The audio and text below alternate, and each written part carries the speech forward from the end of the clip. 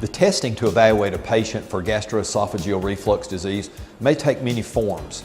We oftentimes start with a gastroscope, where we literally use a lighted endoscope to look in the esophagus and the stomach, looking for ulcers or irritation in the esophagus, or even a potentially more worrisome finding called Barrett's esophagitis, which represents years of reflux, that the lining of the esophagus starts to change and undergo the lining similar to that of the stomach.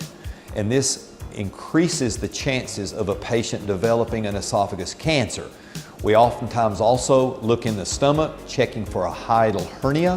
which is an enlargement of where the esophagus joins the stomach. And this oftentimes tells us about the type of mechanical defense mechanism that patient may have lost, accounting for their reflux. We also utilize that opportunity to look for other diagnoses such as stomach ulcers, stomach erosions, gastritis, duodenal ulcers, bleeding areas in the stomach, and we can biopsy as needed.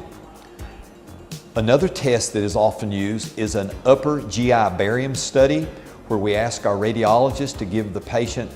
a drink of barium liquid and a barium tablet, where they can observe the patient's swallowing mechanism. And also, once the barium reaches the stomach, they can position the patient such to see if the barium returns back up in the esophagus, confirming that stomach contents are moving back up in the esophagus.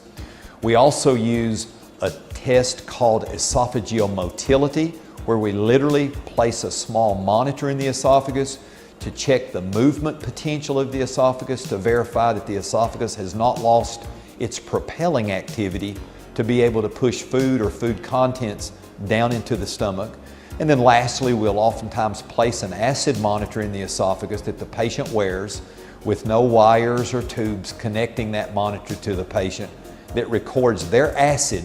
level in the esophagus for 48 hours to confirm that a patient is indeed having acid reflux, and oftentimes other stomach contents reflux back up into the chest.